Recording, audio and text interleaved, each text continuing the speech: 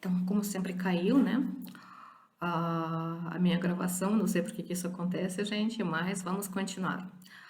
Então, por que que aconteceram essas fraudes e essa violência governamental em 1840? O que fez com que todo o processo eleitoral fosse, vamos dizer, chacoalhado e depois legalmente transformado? Na verdade, aconteceu aquilo que nós conhecemos, né?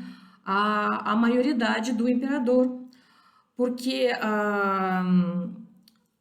o, os políticos que promoveram a maioridade do imperador, eles pertenciam ao Partido Liberal, eles tinham as ideias liberais. Então,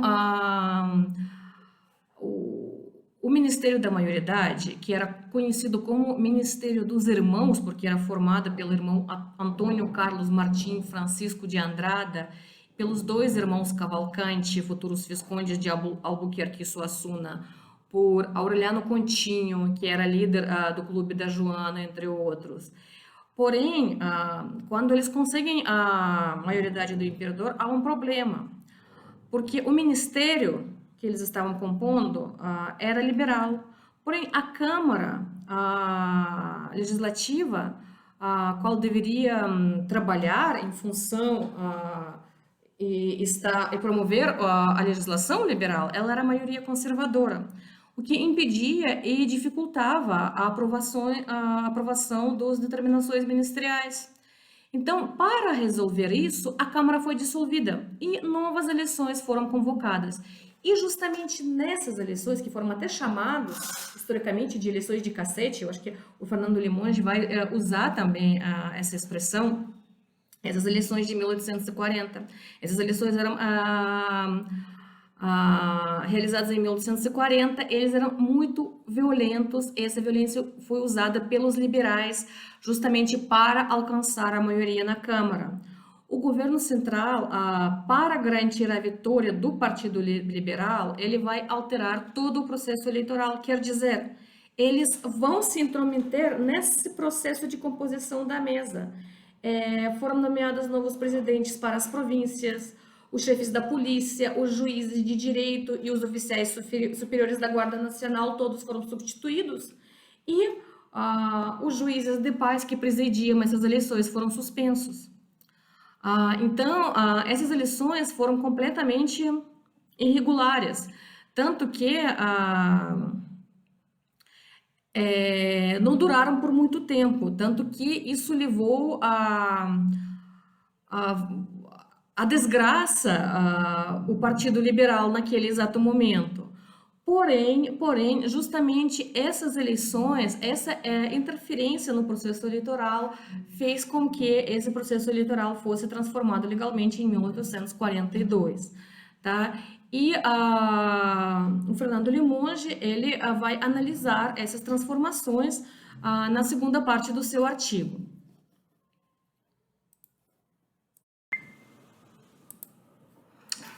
E o governo, portanto, se via forçado a aperfeiçoar a legislação para evitar que a violência e a fraude pudessem determinar os resultados eleitorais. E o modo pelo qual a legislação é aperfeiçoada garante ao governo os meios para intervir no processo eleitoral de forma a conseguir os resultados favoráveis. Então, gente, a nova legislação, ela altera a composição da mesa eleitoral, que perde uma das suas funções chaves de qualificar os eleitores. E esse processo passa a ser feito previamente à eleição por uma junta composta pelo juiz de paz, pároco e o delegado de polícia.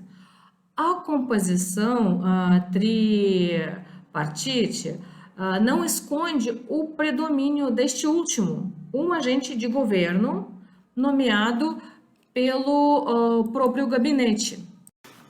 Então, a junta de qualificação, do qual nós estávamos falando no começo da aula, ela surge justamente após a reforma de 1840, justamente para tirar uma certa quantidade de poder da mesa eleitoral e dividir esse poder com a junta.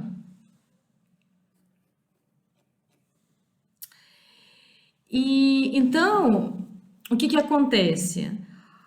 Se mantida a legislação, a conquista da mesa, uma disputa de vida ou morte entre as diferentes, dos dois lados, entre diferentes parcialidades, decidiria o resultado do pleito em cada uma das paróquias.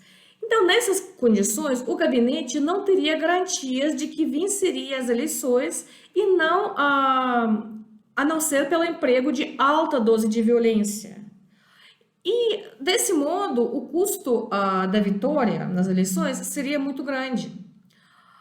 A nova regulamentação, ela dota o governo de meios, mais precisamente de um agente, justamente desse delegado, de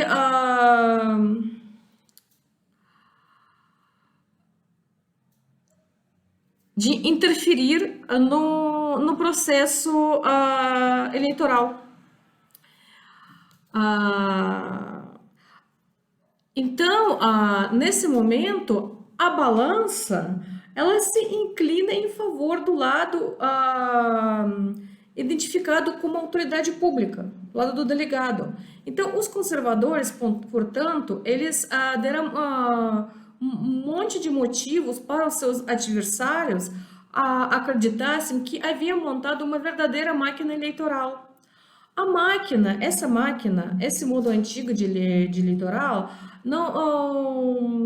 ela não foi testada de forma efetiva até começarem a acontecer vários problemas. Então, derrotadas nas armas, os liberais, antecipando sua derrota, eles não participaram das eleições de 1842. Agora, em 1844, quando o poder moderador, quer dizer, o imperador, intervém no processo político, os conservadores são forçados a deixar o poder e os liberais são convocados para compor o novo gabinete. Como vocês sabem que o Dom Pedro ele sempre ficava nesse jogo de trocar os liberais e conservadores no seu gabinete ministerial. Então, segundo a tradição, a Câmara é dissolvida e novas eleições são convocadas. Agora, tendo o gabinete o controle sobre as eleições, os liberais vão vencê-los tranquilamente, tá? Então, o decreto de 1842, ele confere ao gabinete, independente de sua colocação política, os meios para intervir e controlar as eleições em todas as paróquias. E um agente nomeado diretamente pelo ministro da Justiça, o delegado, controla o trabalho da junta qualificadora e da mesa. Então, a vitória do governo é assegurada pela composição do corpo eleitoral. Vocês entendem? Aqueles que, vamos dizer, pertencem ao partido que compõe o gabinete vão ser qualificados como eleitores. Como o voto não é universal, antes de votar, você tem que ser qualificado como eleitor, você tem que ser qualificado como capaz de votar.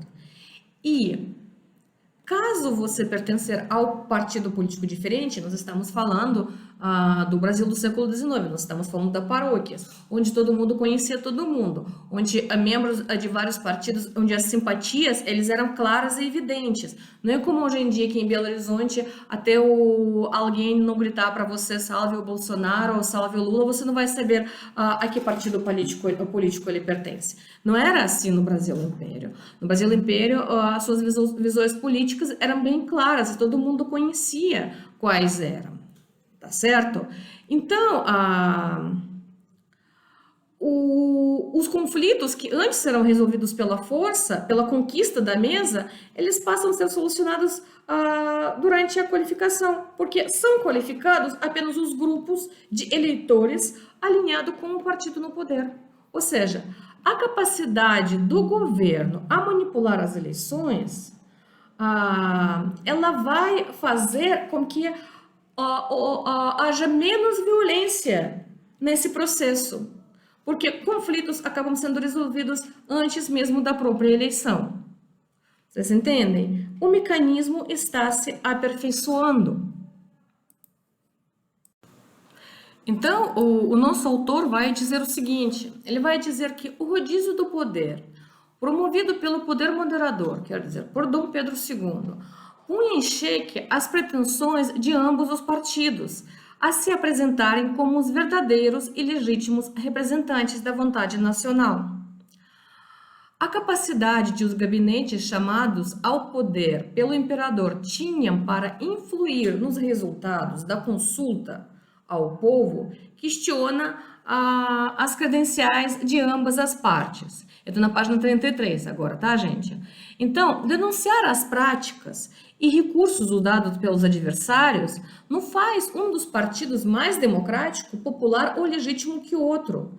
O que o nosso autor está querendo dizer é que ambos, tanto liberais como conservadores, eles usam o seu poder, estando no gabinete dos ministros, para influenciar as eleições para o legislativo.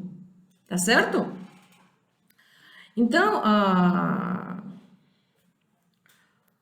eles continuam, vamos dizer, fazendo a mesma coisa. Nenhum dos dois é mais democrático, tá? Essas transformações no processo eleitoral, eles não foram realizadas em favor de um dos partidos, mas em favor de facilitar, pacificar esse processo.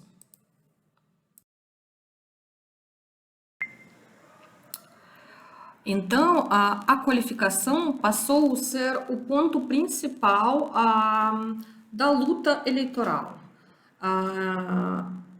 Então, o jogo, vamos dizer, a fraude, ela consistia em qualificar justamente aqueles eleitores que convêm. E, de acordo com o nosso autor, então, não é o censo definido pelo texto constitucional, mas a qualificação que vai definir a composição do eleitorado. E, dessa forma, o resultado também da eleição. A mesa ela vai manter a sua importância, já que lhe cabe identificar os votantes qualificados. E não há títulos eleitorais e as provas são testemunhas, como também eles devem fazer apuração. A mesa ela é controlada pela maioria. A medição das forças em confronto pode ser feita de antemão, dispensando a presença e confronto físico no dia da eleição. Feita uma boa qualificação, cabe à mesa apenas referendar os resultados produzidos anteriormente. A violência acaba. Então, qualificar eleitores passa a ser uma atividade em si mesma, dando lugar ao aparecimento de um novo ator político, aquele que eles chamam de cabalista. A cabalista acaba se tornando justamente aquela pessoa que faz aquele serviço de verificar as listas. Porém, ao mesmo tempo que ele vai fazer esse processo de qualificação e fiscalização dos eleitores, ele também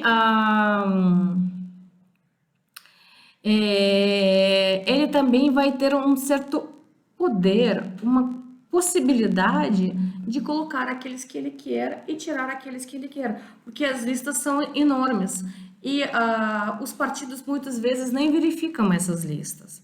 Então, na verdade, esse cabalista, ele acaba se tornando um dos agentes que pode agir em favor do seu próprio partido, pode agir porque alguém comprou ele, né, pagou a ele por causa de uma fraude, por causa de uma...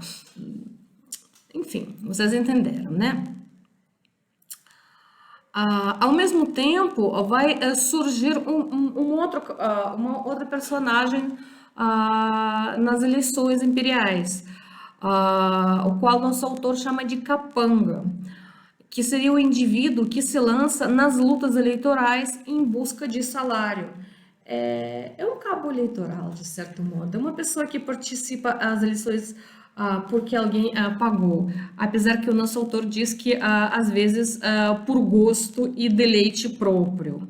Então, os capangas, eles são o ponto de apoio dos cabos de eleições, eles sustentam suas opiniões, atordoam os aniversários, intimidam-nos, dão coragem, força e energia aos partidários. E, portanto, a disputa eleitoral, ela perde atividades contínuas e passa a depender da intervenção de agentes especializados.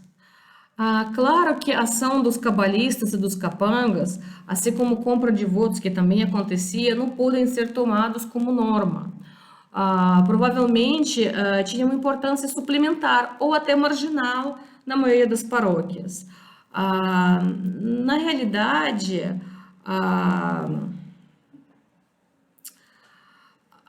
o análise dos historiadores que trabalham com esse período, eles mostram mais a heterogeneidade do que homogeneidade nas condições de disputa.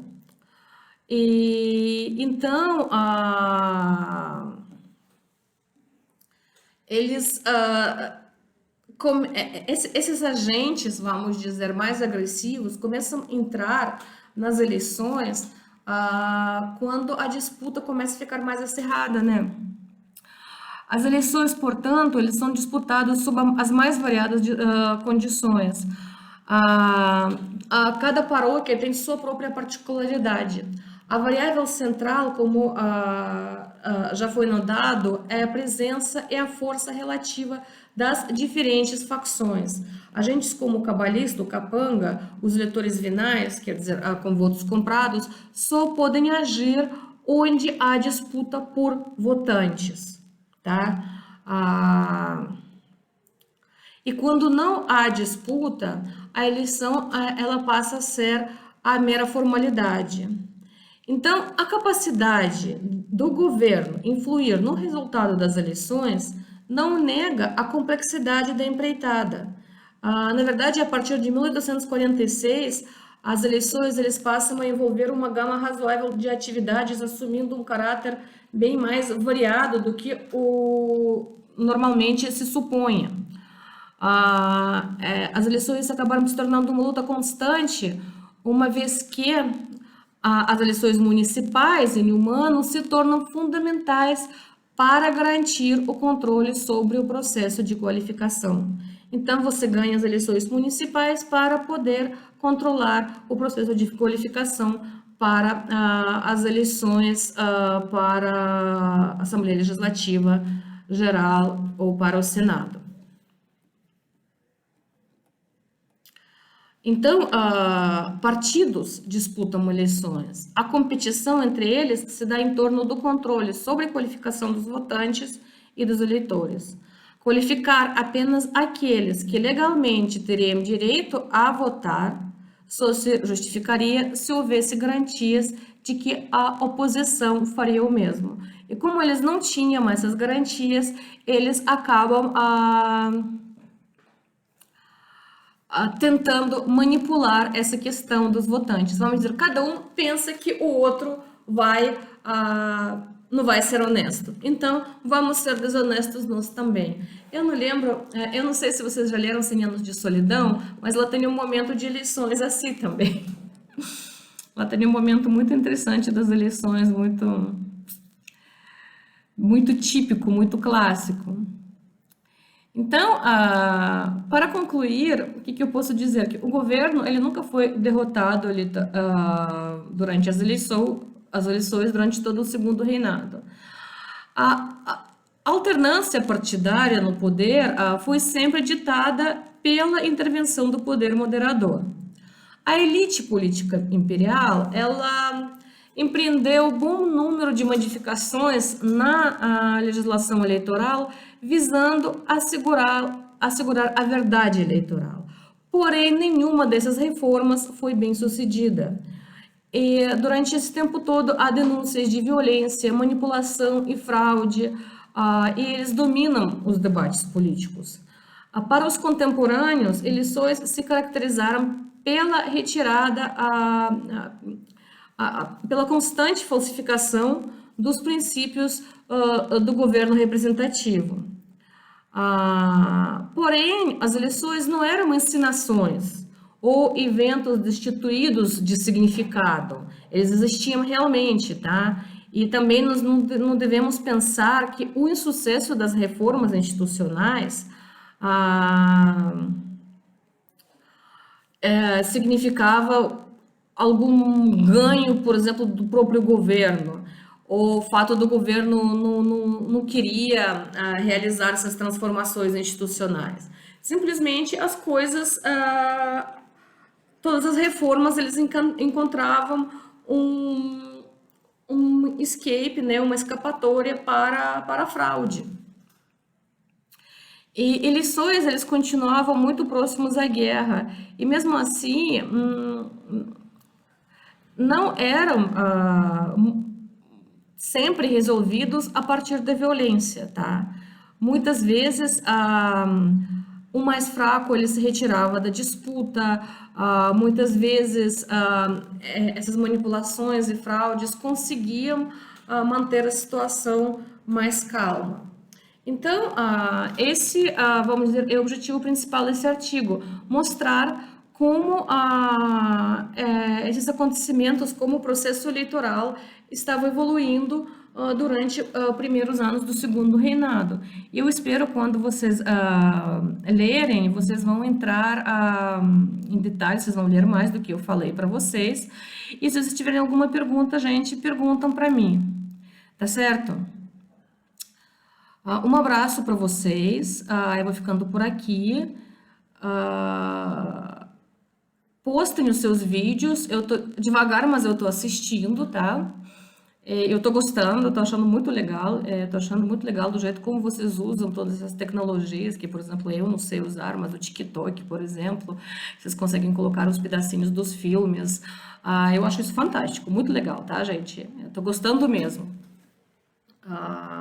Eu gosto que vocês, não todos, mas muitos de vocês, não têm mais vergonha, não se escondem atrás do slide, vocês aparecem mesmo com o rosto. Eu vejo que vocês ficam nervosos, mas, gente, isso sempre é assim, todo mundo começa nervoso, mas a vida segue, vocês são futuros professores, vocês vão ter que superar isso em algum momento. E continuam, eu tô achando legal. Um abraço para vocês e até semana que vem.